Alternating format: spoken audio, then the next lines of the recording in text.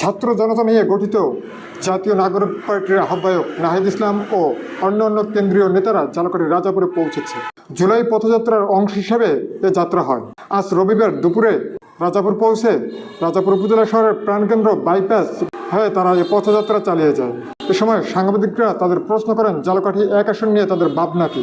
তবে এ বিষয়ে উল্লেখযোগ্য কোনো মতামত তাদের থেকে পাওয়া যায়নি।